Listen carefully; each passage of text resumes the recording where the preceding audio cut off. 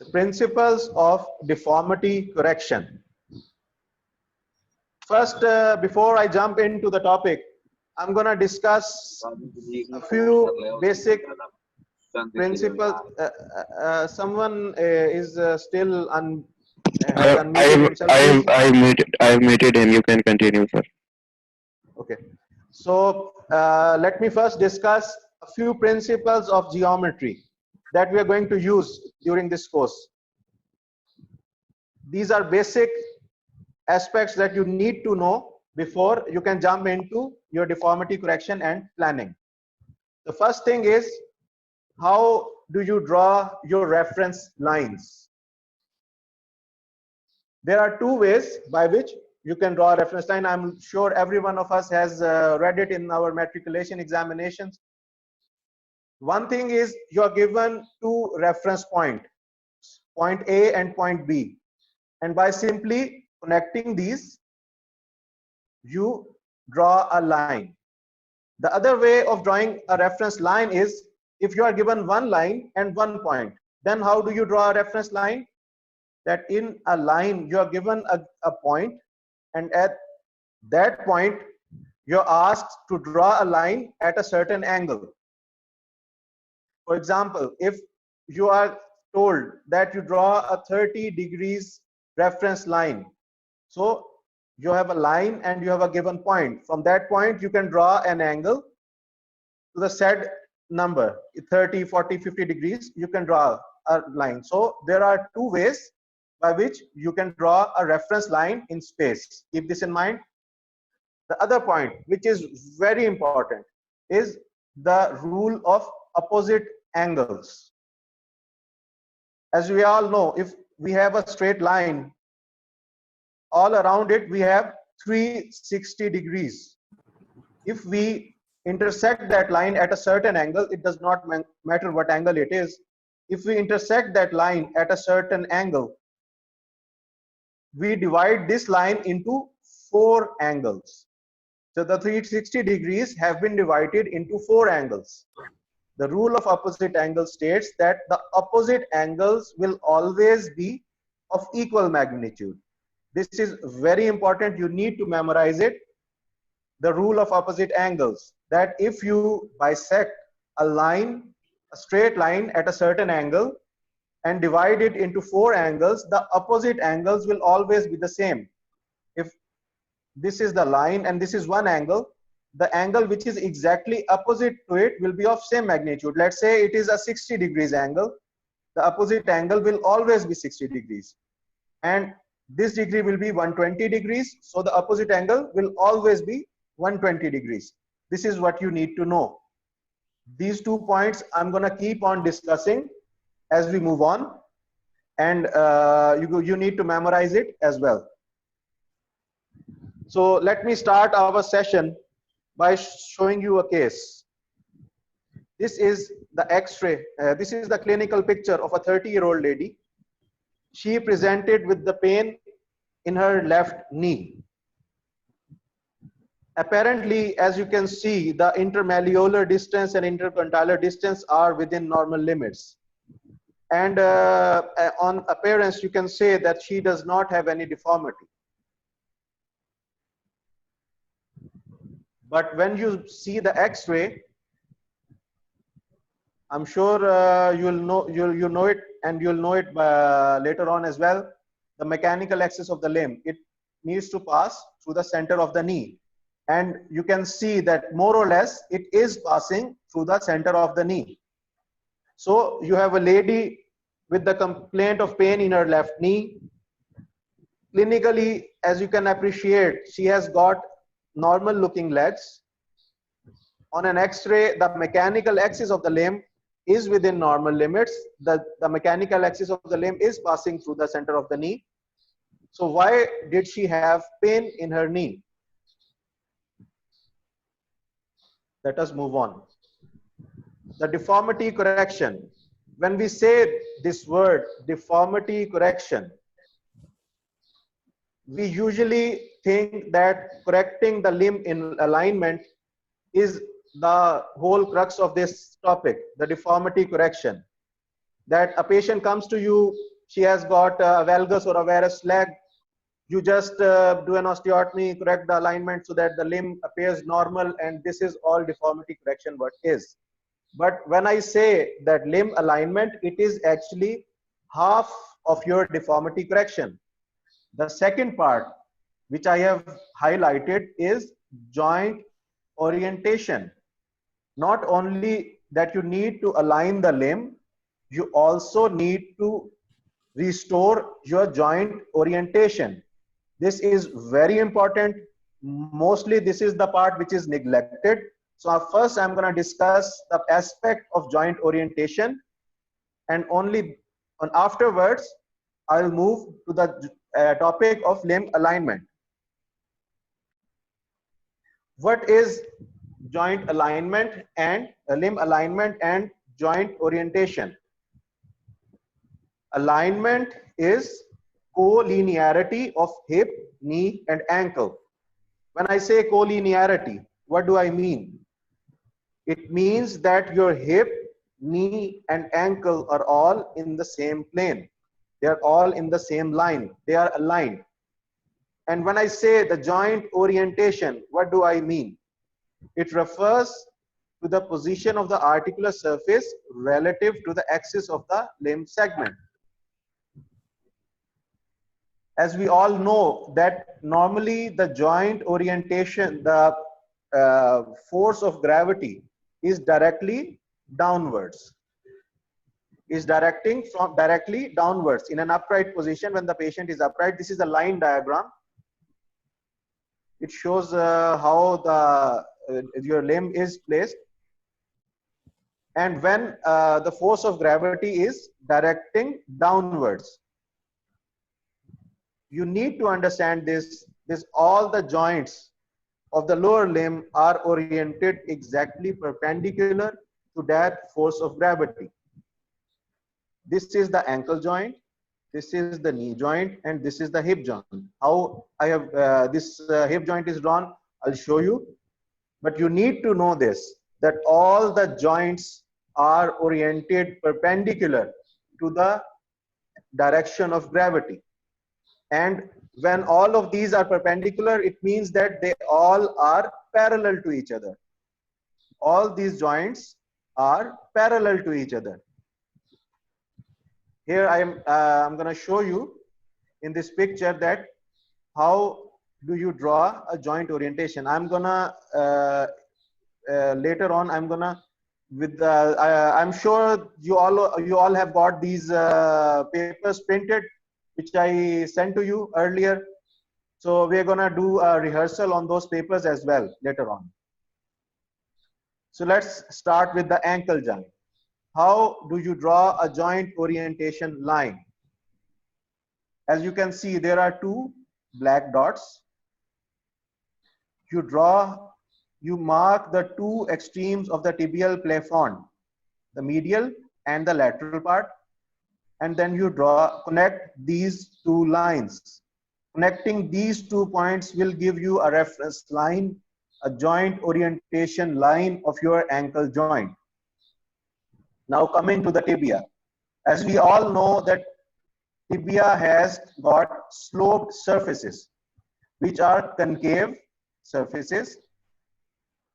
We draw reference points on the most concave portion of each of the condyle. And then using these two reference points, we draw a line. This line gives us joint orientation of the proximal tibia. And now coming to the joint orientation of distal femur. As you can see, there are two convex condyles of the femur. We draw two reference points to the lowermost part of the femoral condyles. And then by joining these two parts, we draw the reference line of the femur. Hip is a bit tricky, that I'm sure you'll know by now. The hip is actually, when we talk about the hip, what comes to mind is only the femoral head. But the joint orientation line of the femoral, of the hip, is by connecting the center of the head of the femur to the tip of the greater trochanter. When you do a total hip replacement or a bipolar hemiarthroplasty, how do you know that the size of the neck is appropriate? You have put a normal sized neck. You make sure that the tip of the greater trochanter is in line with the center of the head. This, what you are doing actually there is you are reconstructing the joint orientation line, and you are observing it whether you have restored the joint orientation line or not. So let me repeat it. The joint orientation line of hip is from center of the femoral head to the tip of the greater trochanter. Distal femur, by joining the two lowermost part of the femoral condyles, the joining the line will give us joint orientation line of femur. Upper tibia, the most concave parts of the tibial condyles. When you join these 2 points, you get joint orientation line of upper tibia. And ankle, by joining the medial most and the lateral most part of the tibial plafond, you get the joint orientation line of your ankle joint. I'm sure this point is clear up till now. Now I've moved to the X-ray, the scanogram which I showed you earlier. As you can see now, in this patient, let's start from the ankle. This is the joint orientation line of the ankle. More or less it is straight. This is the joint orientation line of the hip, and this is the joint orientation line of the femur, of the knee. As you can see, the knee joint is oblique. It is not parallel with the other two joints. So what we can say in this scanogram is that this patient has got a near normal limb alignment. The mechanical axis is passing more or less through the center of the knee, but the joint orientation is not normal. This patient has got an oblique knee. As you can see, if you just ignore the tibia, you will appreciate that this patient has got the femur is in varus, and if ignore the femur, you can appreciate there is a compensatory deformity in the tibia, and the tibia is in valgus. And these deformities are balancing each other to create a near normal appearance of the leg, but the joint orientation has been disturbed, and this is causing the problems. So in a patient with normal appearing limb, it does not necessarily mean that this patient does not have any deformity. So I'm gonna discuss how the forces act on the joint and what is the effect of these forces. Yeah, this upper portion is I've drawn. This is the femur. This is tibia. And as you can see in this patient, the alignment is normal. This is the direction of force of gravity.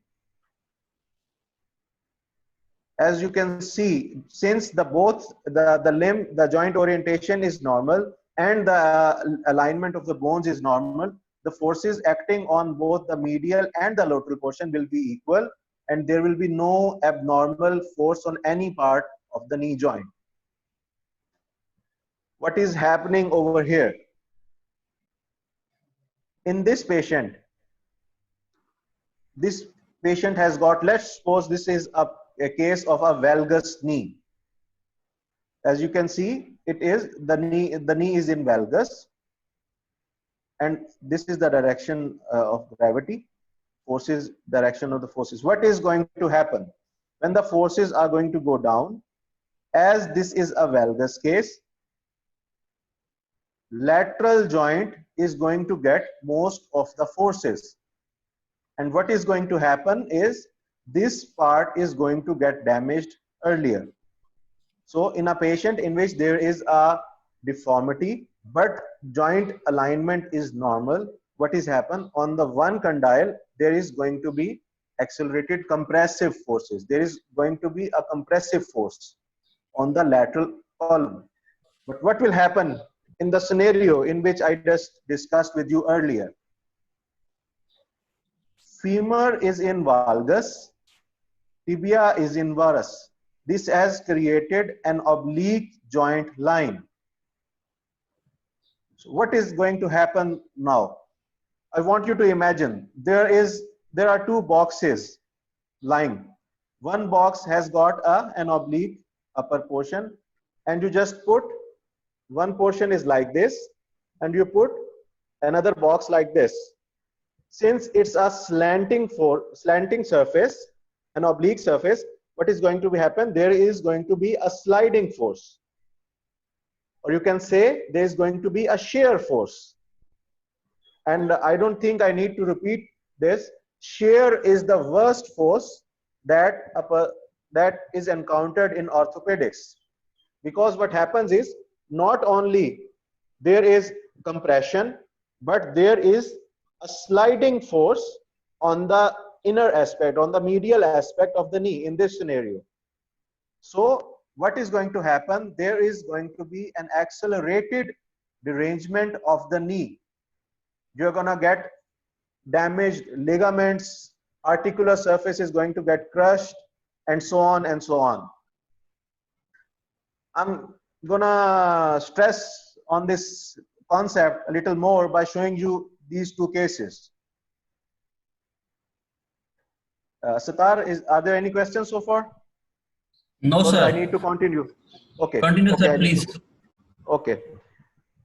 So now you can see two patients here.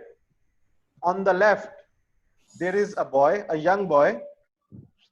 As you can see, a valgus knee, and it is quite severe. There is about 40 degrees of deformity here.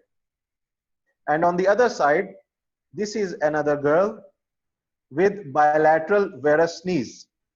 And as you can appreciate, the deformity in this boy is severe as compared to the deformity of this girl. But now let me show you the x-rays. Look at the x-ray on the left. You can appreciate there is a valgus deformity in the tibia. How are we going to calculate it? We're going to discuss in our subsequent sessions. You can see because there is a valgus knee, but there is normal alignment of the femur. Don't go into the details. We're going to calculate these deformities later on. Just you need to appreciate the knee.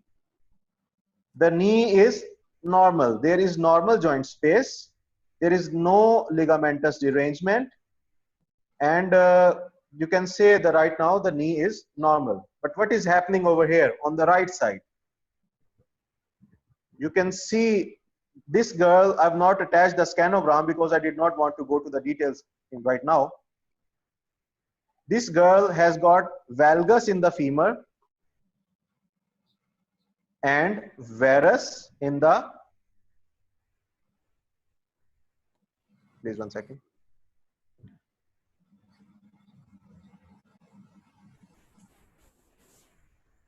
Some people are commenting on the deformity WhatsApp forum. I would urge that you please comment on the chat section in the webinar so that Dr. Abdul Sattar can address the issue. And now you can see this girl has got valgus in the femur and varus in the tibia. And as you can see, it is the varus is of quite severe magnitude, but now here in the right side, it does not seem to be of that much magnitude. Why? Because the varus in the tibia is being partially compensated by valgus in the femur. But because of the shear forces, you can see what has happened to the knee of this girl. All the ligaments have gone lax. and there is destruction of the joint space. There was a question that whether will the shear forces damage both of the knees? Yes, both of the condyles. There will be global injury to the knee because of these shear forces. Obviously, the more pressure would be on the medial aspect, but because of shear, the lateral compartment is also going to get involved. Plus, you're going to have the ligamental derangement. And you can see this is the same X-ray of this girl. By just correcting the joint orientation and limb alignment, now this is the standing radiograph of this girl. The knee has stabilized. So the point which needs to be addressed is you need to address the joint orientation as well the limb alignment.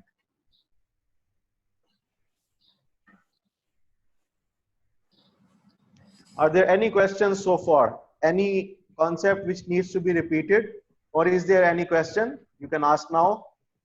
Otherwise, I will simply move to the next segment.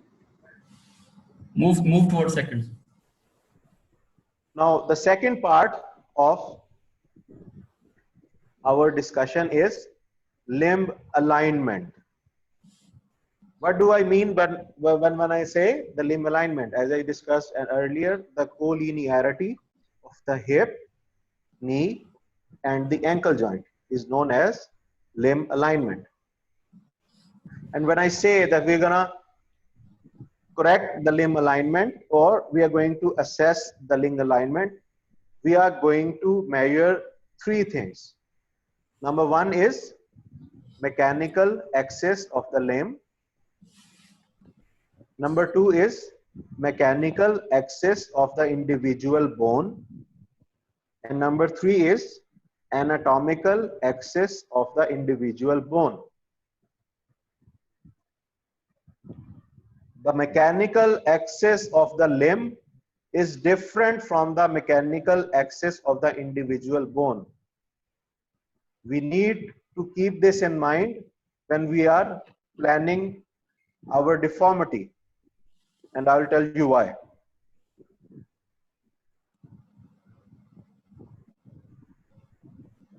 This is the mechanical axis of the limb. First, let us discuss what are our reference points.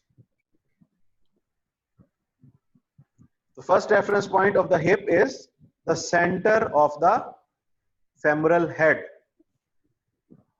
How can we measure, how can we draw the center of the femoral head? Is by simply, I'm sure you all have got goniometers with you. Many of the goniometers have got these calibrated circles given.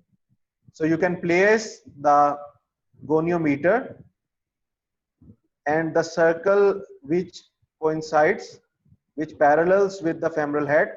The most center part of the goniometer is going to give you the place of the femoral head.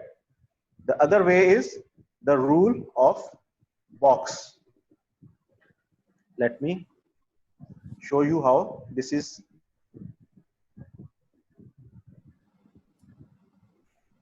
practiced. How you can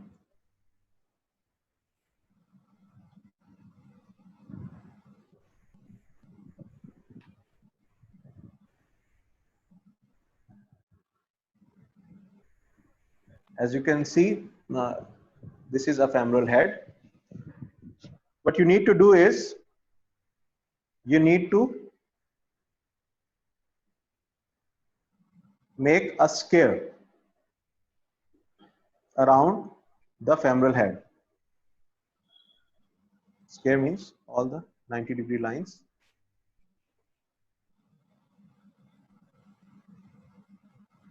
This is how you need to draw a square.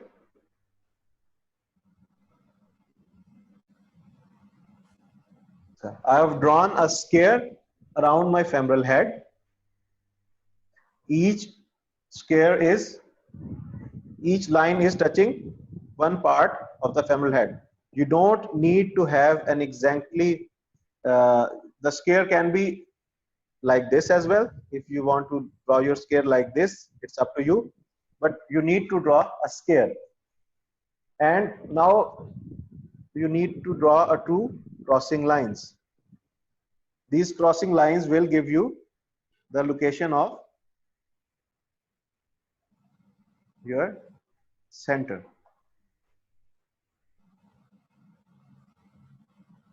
Okay, because now this is the exact center of the femoral head. This is how you can draw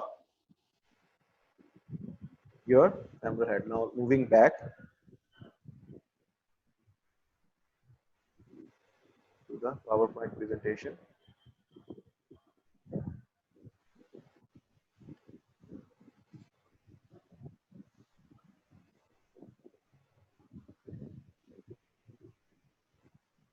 Can you all see the presentation?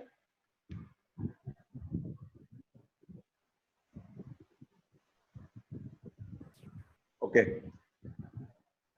How are you going to draw the center of your femoral condyle and the center of your tibial condyle? There are multiple ways by which you can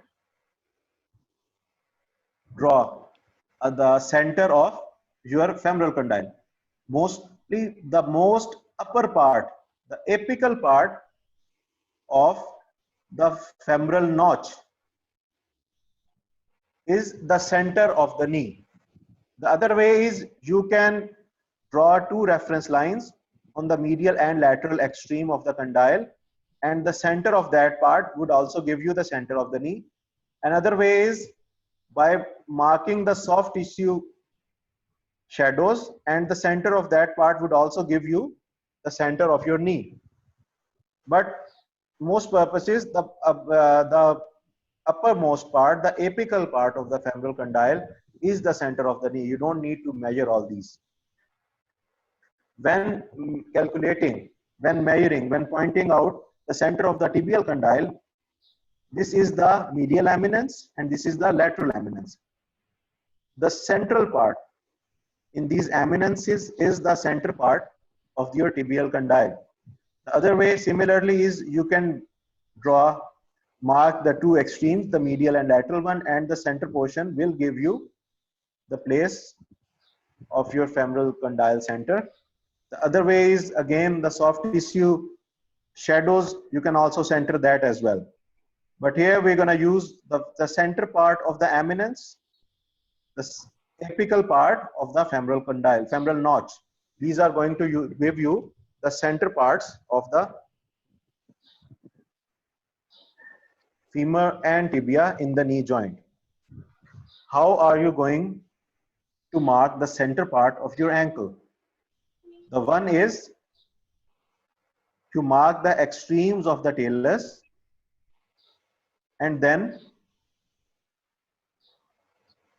the center portion of the talus is going to give you the place, the center of the ankle joint, center place of the ankle joint. The other way is that you mark the extremes of the tibial plafond, and the center portion of those plafond is going to give you the center of the ankle joint. Third way is by marking the extremes of the ankle joint, extreme of the medial malleolus and the lateral malleolus, and you're going to get the center of the ankle. The other way is again by marking the soft tissue cover and marking the center portion. So let me recap in a quick way. Center of the femoral head. Again, keep this in mind. When I told you that joint orientation of the hip, you joined the femoral head with the femoral condyle, with the greater tip of the greater trochanter. But the center of the hip joint is not taken as a center of that line. The center of the hip joint is the center of the femoral head. And when coming to the knee joint, the tip of the notch, femoral notch, is going to tell you the center of the femoral condyle. The middle of both the eminences, the center of the both eminences is going to give you the middle of the tibial part of the knee joint, and center of the talus or the tibial plafond is going to give you the center of the ankle joint. We don't need to discuss the theory of it. I'll demonstrate it to you. From now, I'm going to spend most of the time on mechanical axis, because anatomical axis is rather easy and it does not need much conceptual discussion. So we're going to spend most of our time on these mechanical axis. Before I jump into it, I'm going to ask, please either you take a screenshot of this or you write these 4 points down. This is known as the malalignment test. I've modified it slightly, but because this helps a lot. This is the so-called malalignment test by Dror-Pele with a few modifications. You need, whenever a patient, a case of deformity comes to you, you need to ask yourself these 4 questions. And by dealing with these 4 questions, you're gonna get your desired result. By answering these 4 questions, you're gonna know what is the deformity of your patient. The first is there a deformity? First thing, when a patient, a scanogram is presented to you, the first thing which you are going to ask yourself, that does this scanogram have any deformity in it? This is your question number 1. The question number 2 is, first you have answered yes, there is a deformity. Then you're going to ask yourself, in which bone there is the deformity? First question, is there a deformity? The second question, in which bone there is the deformity? And now you have answered yourself that the deformity is in tibia. The third question that you're going to ask is, which part of the bone there is deformity? You're going to localize the location. You're going to mark the exact location of the deformity. The third, you have answered yourself first, yes, there is a deformity. Second question, yes, there is a deformity in tibia or femur. The third question is, you have pinpointed the location of the deformity, that the deformity is in the upper third of the tibia. The fourth question is, what is the magnitude of the deformity? You need to memorize these 4 questions. The malalignment test. If by answering these 4 questions, you will get your desired answers. Okay. So now I'm going to go back. Throughout this series of webinars, we're going to keep on discussing these 4 questions. Now, the first thing is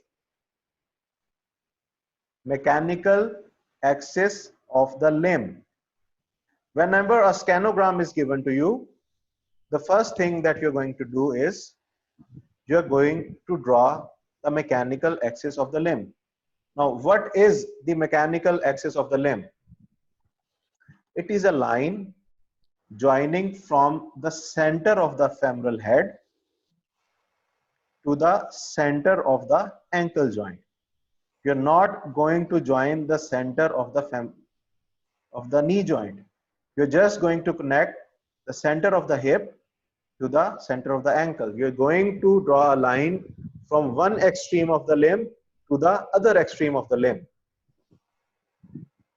This is the mechanical axis of the limb, and where it passes from the knee is going to give you your first answer. Is there a deformity? If in a normal person, this line should cross through the center of your knee joint, and the normal range is 8 millimeters on either side, plus minus 8 millimeters. This line can go 8 millimeters on this side and 8 millimeters on this side, on both medial and lateral sides.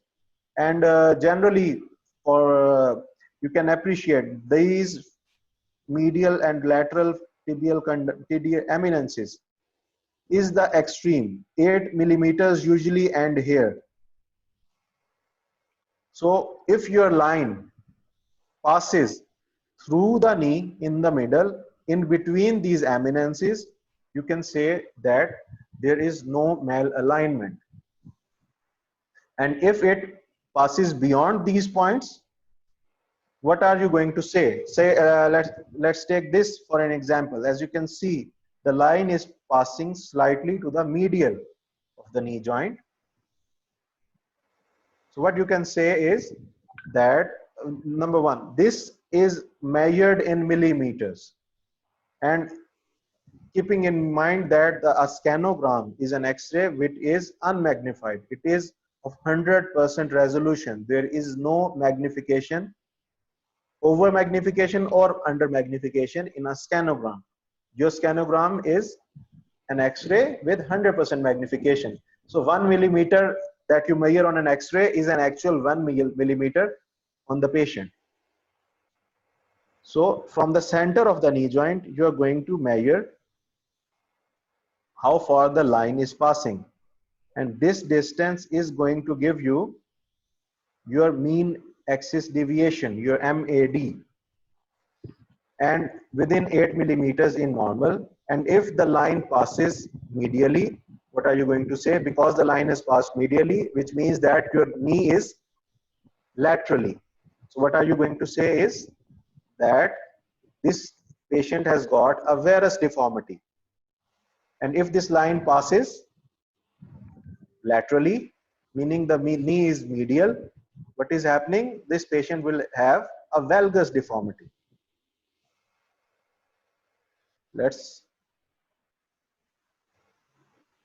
Are there any questions so far? Yes, someone asking about the, previously we have discussed before going to anatomical and mechanical axis, there was, we have shown two pictures in which we have given the concept of knee and hip. The one knee was in valgus and one knee was in a varus. And someone asked whether knee is in a valgus and the femur is in a valgus and the tibia is in a varus. Could not get to this point. You have to clear that. Okay, I'll move back to that point, and then we can go back. Second thing is, why didn't you understand the deformity is a femur or a tibia? How can you decide it? They were asking about the mechanical and anatomical axis. You will clear in this, I think. Okay, let me complete this one point, and then I'll move back for a minute, and then we'll proceed forwards.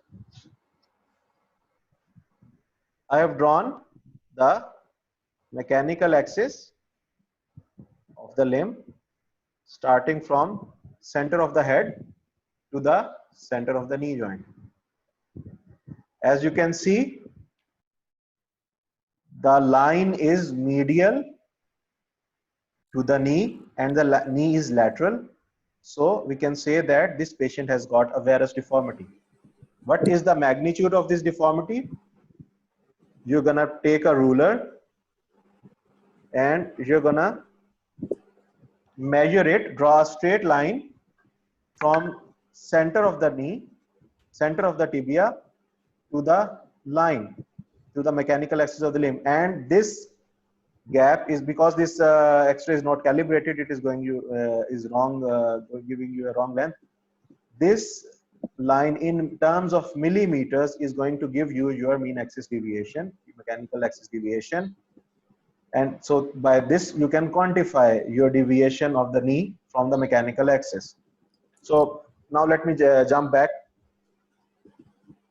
to the point.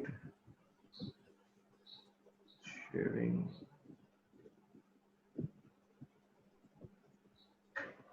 What was the first question, Satar? It was about this X-ray? Yes. No. It was about the picture, clinical picture of the, yes, this one. This one? No, the and this one. previous X-rays. This X-ray? Yeah, this X-ray. The femur is in So you valgus, can,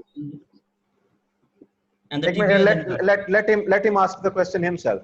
What do you want to know? Yeah, actually, the Asad was asking, how can you say one bone is in varus or valgus and other is in the other has other deformity?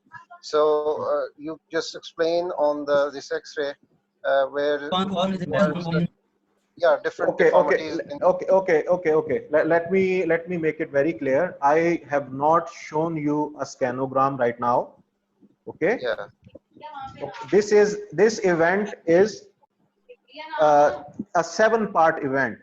We're going to discuss the frontal plane deformity of the femur and tibia in our subsequent sessions. I just wanted to stress the importance of joint orientation. Whenever you have an opposing deformity in the femur and the tibia, you're going to get a shear knee.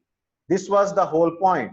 I'm not going to tell you how are we going to calculate the deformities right now, because one session is on femur alone, the other session is on tibia alone. You're going to have plenty of time. I just wanted you to know the importance of your joint line orientation, because if you have a compensatory deformity, one knee in the varus and the other is in valgus, apparently you're going to have a normal limb or a limb with a very mild degree of deformity, but the joint is going to be oblique, and because of that obliquity, because of that disturbed joint orientation, this patient is going to have a shear knee. And because of that abnormal forces which I've shown you here, the knee is going to look like this. Please do not focus on how I decided this patient has got a varus knee or a valgus knee. We're going to discuss individually each of these aspects in very much details. All you need to know right now is you need to address limb alignment and joint orientation at the same time. I hope I have answered this. What was the other question, Satar? Uh, how we can decide whether the deformity is in the tibia or in a femur? This is the whole event. This event is a 7-session event. The next session is on uniapical deformity in a sagittal plane in tibia alone. Then we're going to discuss femur. There is no hurry, no rush to learn all these things. In this lecture, the take home is you need to know what is limb alignment, what is joint orientation, what is the basic nomenclature, and how do you draw the lines. This is it. Okay. Don't complicate yourself with these knowledge. How are we going to calculate this comes later. Okay. So can I proceed now? yes yes Yes. Saad, you very well explained all the things. Okay. Okay. Thank you. So I was here when we were interrupted. I was here. I'm sure by now you'll know. This is a very, very, very important point which I need to stress right now. You need to keep this in mind, that this mechanical axis of the limb is only going to answer the first question of your malalignment test. Once you have addressed your first question, you will erase this line. Keep this in mind, because this is going to happen again and again, that by using this line you will be trying to calculate the mechanical axes of your individual bones, and you're going to draw the reference angles. This mistake will lead to you getting the wrong results. So please keep this in mind, that after getting the answer of your first question, is there a deformity, you will erase the mechanical axis of the limb. I'm repeating it again and again so that you don't make a mistake. The next is mechanical axis of the individual bones. How are you going to draw the mechanical axis of the individual bone? What are the reference points? In the mechanical axis of the limb, the reference point is center of the femoral head and center of the ankle joint. when you are drawing the mechanical axis of your individual bones, you're gonna draw the reference points will be the extremes of those bones. The upper point will be center of the femoral head and the lower point will be center of the femoral condyle. And by joining these 2 points, you are going to get mechanical axis of the femur. I'm not going to discuss the mechanical axis of the anatomical axis right now. We're going to discuss it later on so that there is no confusion. How do you draw the mechanical axis of the tibia? Again, the extremes of the tibia, you're gonna join them and you're gonna get mechanical axis. The center point of the upper tibia, which I showed you, the center of the eminences, with the center of the ankle joint. Either you take center of your talus or the center of your tibial plafond. And by joining these 2 lines, you are going to get mechanical axis of the tibia. And anatomical axis, again, we are going to discuss later on. Now we're gonna come to the nomenclature. We're gonna discuss the nomenclature in a bit detail, and afterwards we will do a little bit rehearsal.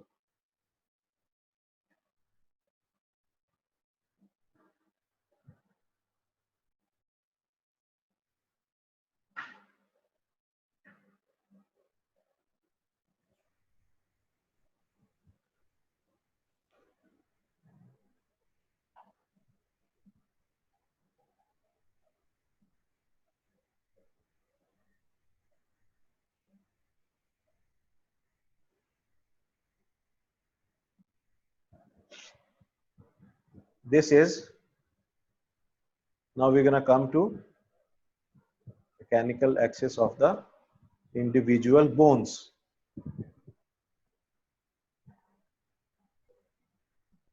The center of the femoral head, we're gonna join with the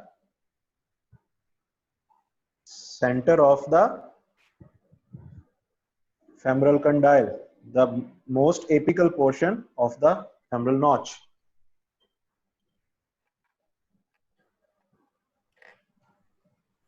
How are we going to draw the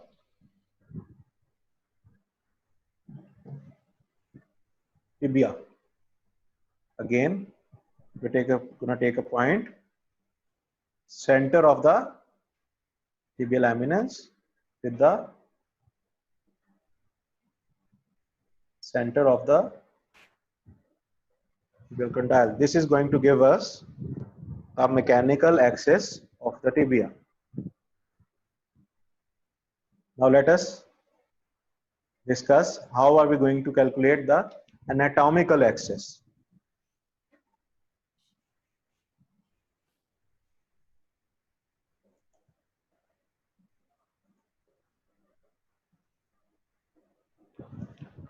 Anatomical axis is a mid-diaphyseal line which extends above and downwards. When I say mid-diaphyseal line, keep this in mind that you have to take points, your reference points, from the mid of your diaphysis. You cannot take your reference point from metaphyseal portion or metaphyseal diaphyseal junction or from the upper portion. These points need to be from your mid-diaphyseal region. And you're gonna take center, take 2 reference points, take an exact center, take another reference point, exact center, and then you're gonna join these 2 lines and then extend them above and downwards. These anatomical axis is actually the line in which the shaft of your femur is. When you do an antegrade intramedullary nailing, what is the point of entry of your nail? The piriform fossa. Because it is in anatomical alignment, it is in anatomical line with the femoral shaft. And when you extend this line downwards, when you extend this line downwards, this is not in the center of the femoral notch. When you do a retrograde nail, what is the general rule? That you open up the knee, you see your femoral condyle, and the entry point is 1 centimeter medial to the notch, to the center of the notch. And because the center of the knee is not in line with the shaft of the femur, slight medial part of that notch is around 1 centimeter medial part of that notch is in line with the anatomical axis of the femur. So mid diaphyseal lines, when you join these two reference points, you get the anatomical axis. In tibia, again, you need to take 2 points from the mid shaft, mid diaphysis of the tibial shaft, and then extend these lines. Whenever you are doing an intramedullary nailing of the tibia, you usually mark the entry point of your tibia in line with the medial eminence. You don't place your awl in the center. You place your awl just in front of the medial eminence. So the line, the anatomical line is just medial to the middle portion of the femoral condyle, tibial condyle.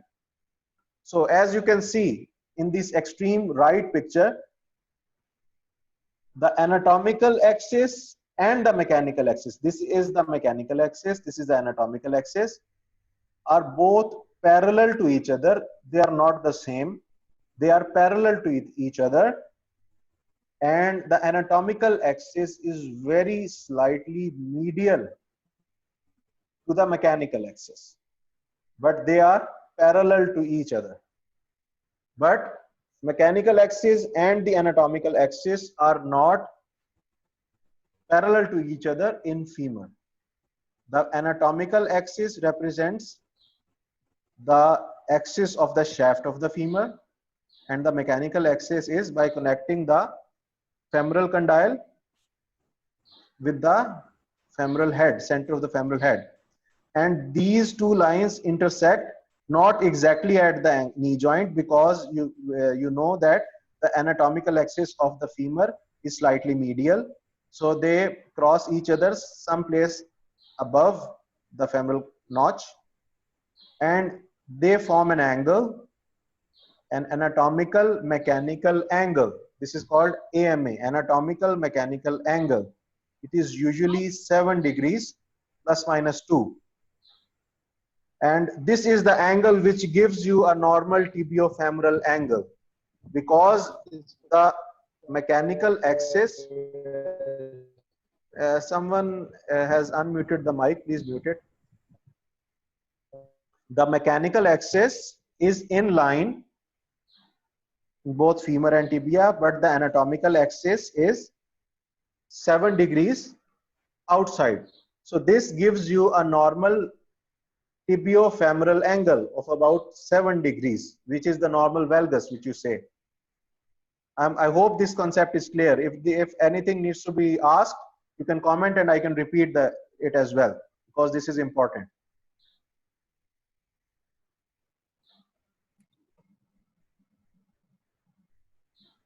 So now we are going to do a little bit of rehearsal, how to draw these angles. Then I'm going to move towards the nomenclature and how are we the reference angles, which is a major important aspect.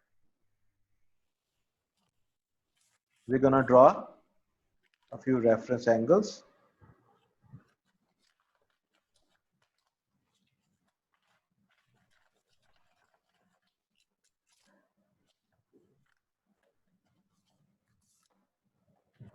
Okay. In this X-ray, as you can see, you have drawn, let me show you, no matter how the knee looks, how it looks, it does not really matter. You have to just follow the principles. The first thing is, when a scanogram is given to you, you're gonna draw mechanical axis of the limb. Satar, are there any questions so far? No, sir. Okay, Please. nice. That's very nice. Okay, so first is I'm going to draw mechanical axis of the limb. And I'm gonna notice where this line passes through the femoral condyle. In this case, it is passing medial to the femoral condyle. I'm going to quantify it by drawing a straight line, and this line is going to tell me the axis deviation. Again, this line you can only measure when you have a scanogram with 100% magnification. It is neither zoomed in nor zoomed out. Or if you are doing your planning on a software that scanogram is properly calibrated, only then you can measure this MAD. Okay, so the first question has been answered. This patient has got a malalignment, and because the line is passing medial to the knee, this patient has got a varus knee deformity. Okay, so I'm gonna draw the same line in another case. It's drawn before. So we have this example. Again, what I'm going to do is simply draw a line extending from the center of the head to the center of the femur, and this answers my first question. And I'm going to repeat it once again. After this, I am going to erase this line. This line only serves one purpose, and that is to answer the first question. It has got no purpose afterwards. You need to erase this line. Okay.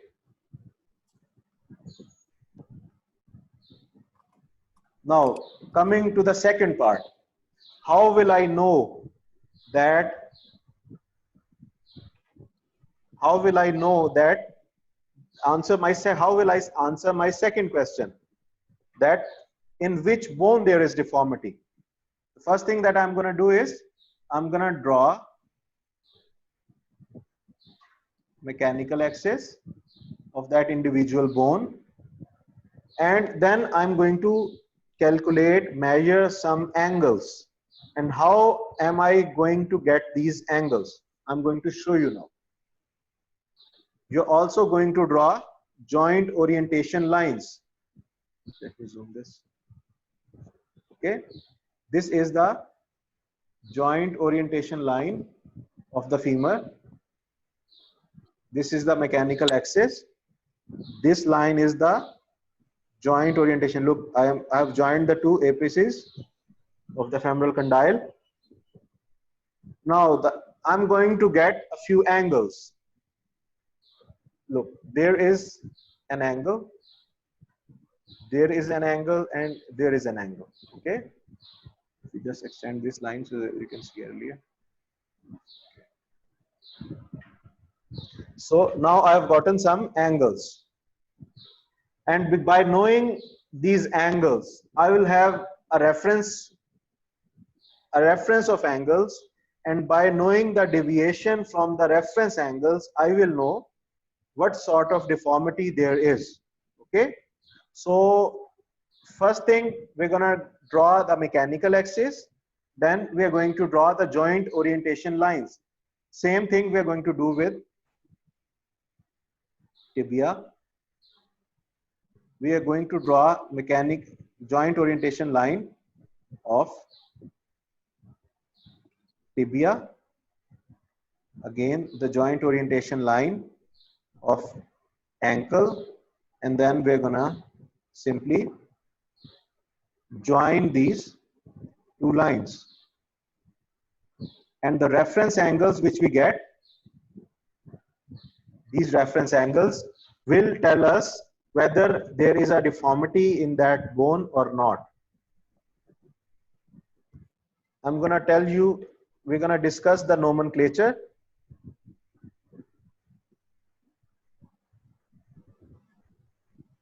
This is the nomenclature. You all need to see it, then I'll show you in detail. This is the nomenclature. Now you can see there are 4 words written everywhere. LDFA, LPFA, LDTA, MPTA, what is it? You need to know these. Please share the Let slide. me, you can't see the slide? I'm sorry, I think I did not, I forgot to share it. Okay, now, can you see it now? Yes, yes. See, in the nomenclature is different for both mechanical axis and the anatomical axis. As you can see, there are 4 words written everywhere. Here, LDFA, LPFA, LDTA, MPTA, what it actually is. Let's discuss this on the whiteboard.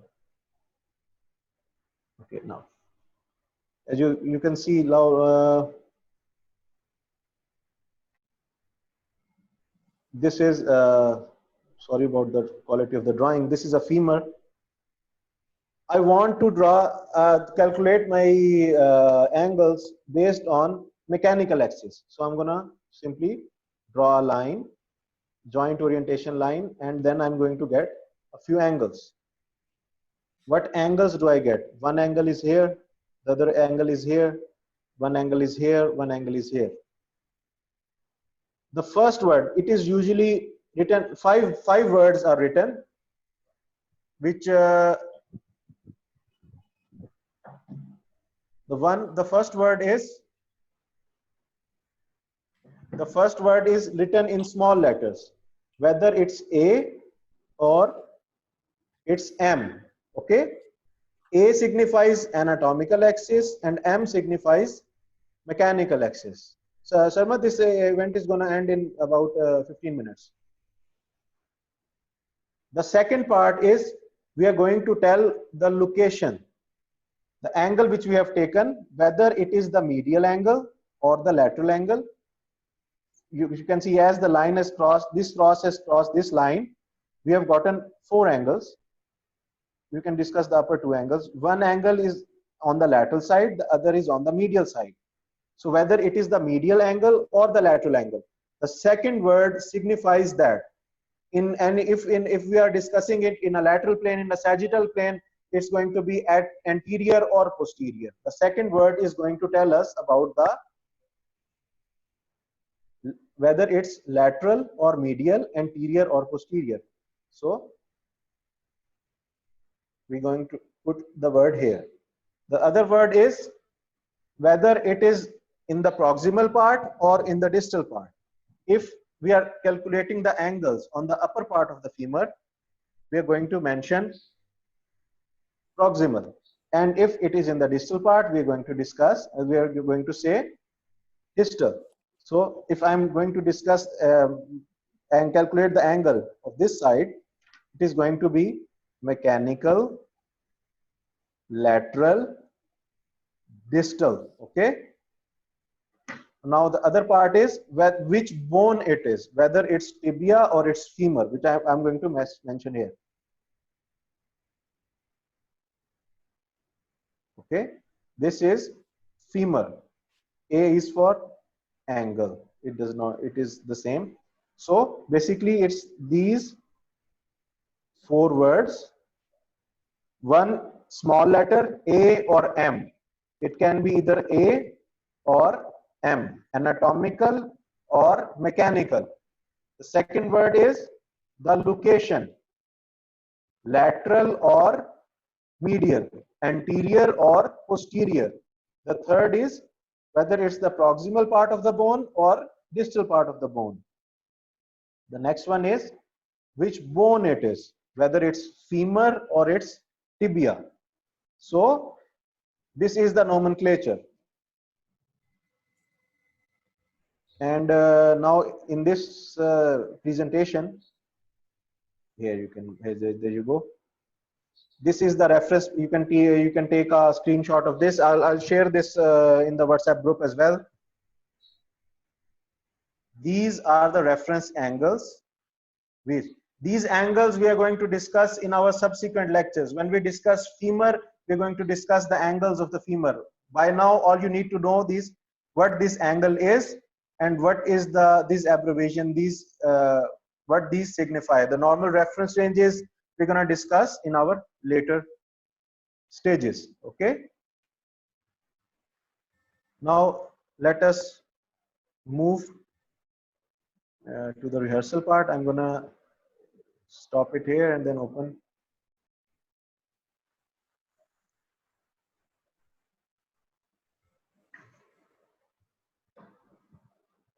Are there any questions so far? Dr. Janzev asked about AMA, anatomical mechanical axis. Okay, anatomical mechanical angle is, let me demonstrate you here.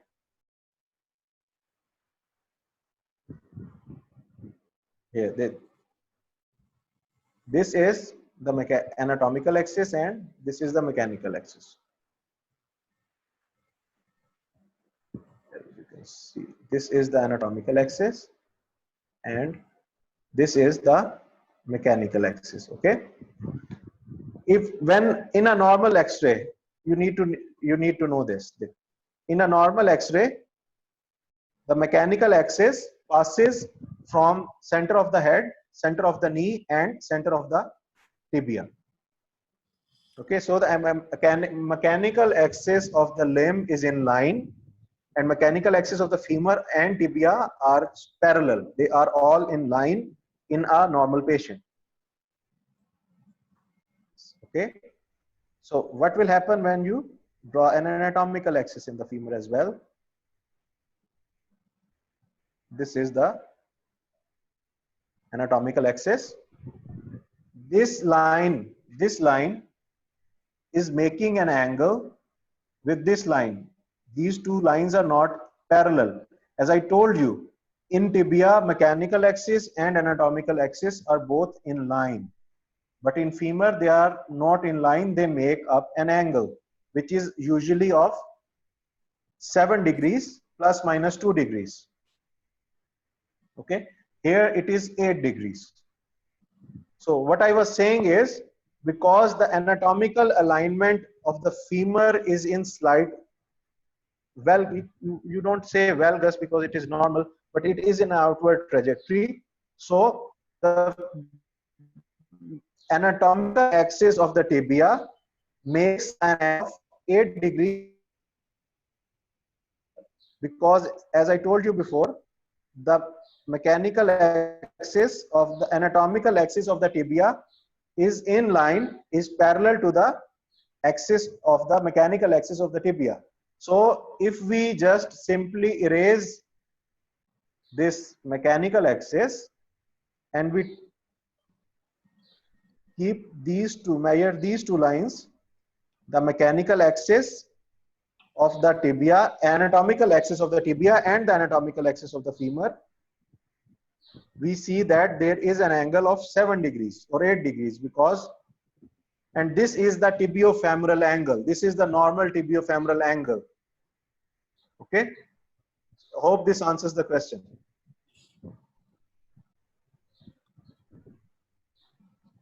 So now the exercise book which I gave you,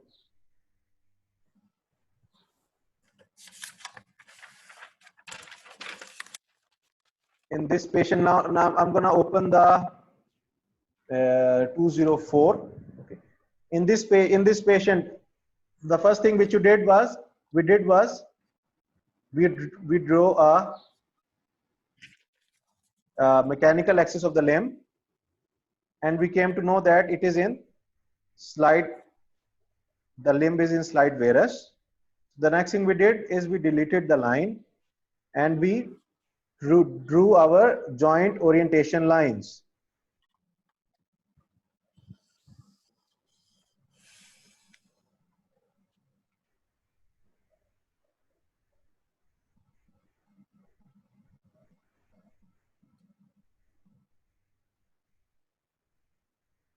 Okay, we're going to draw joint orientation lines, and then what are we going to do is we're going to draw mechanical axis of the individual bones. We're going to connect it, and from that point we're going to get some angles. As you can see, we have gotten the angles. 87 degrees. What is this angle called? Lateral distal femoral angle, LDFA, as we discussed. When we will discuss the femoral deformity in detail, we're going to know it is in the normal range. 87 is the normal range. So, and on above the lateral proximal femoral angle is again 87, it is normal. So by that, we concluded that since the upper and the lower angles are normal, the femur does not have deformity. So the next thing which we are going to do is we're going to check the tibia to find out whether tibia has got the deformity.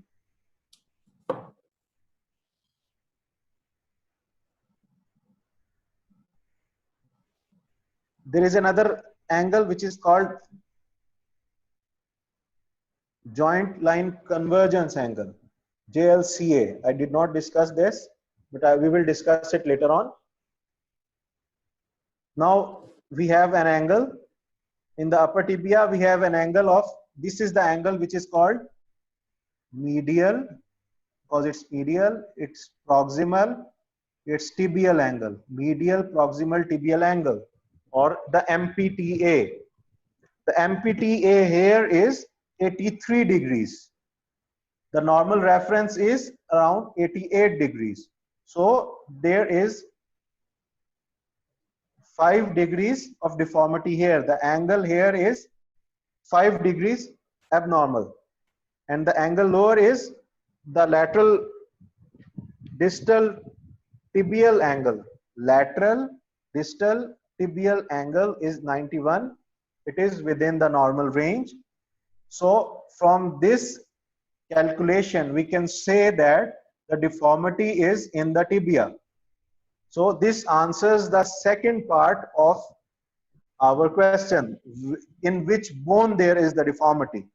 I'm not going into the details of the angles because this is what we are going to do in our subsequent sessions.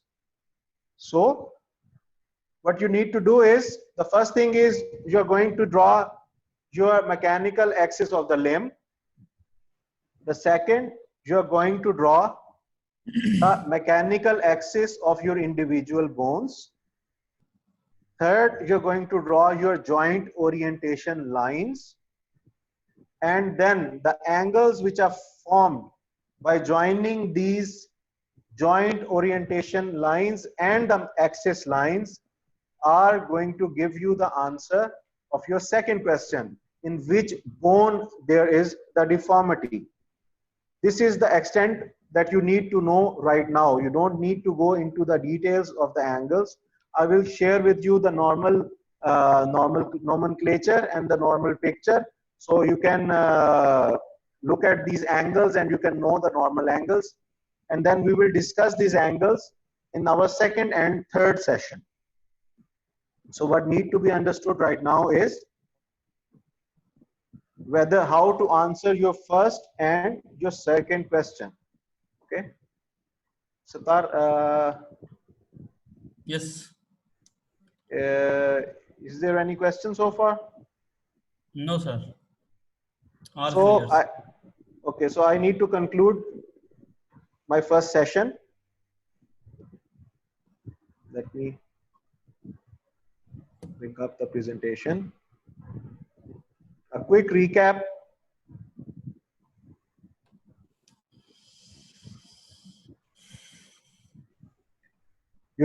I told you about the how to draw your reference lines, the rule of opposite angles. I did not discuss the rule of opposite angles till now.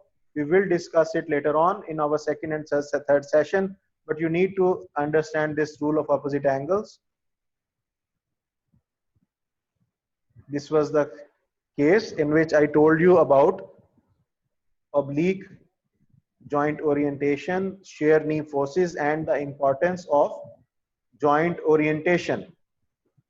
Limb alignment and joint orientation, the two equally important parts of your deformity correction. How do you draw the joint orientation lines? What does shear do to the knee joint? The three components of limb alignment: mechanical axis of the limb, mechanical axis of the individual bone, anatomical axis of the individual bone. How do you calculate the centers of your joints? What is the mechanical axis and what is the anatomical axis? What is the mechanical axis of the limb? What is its significance? What is MAD, mechanical axis deviation?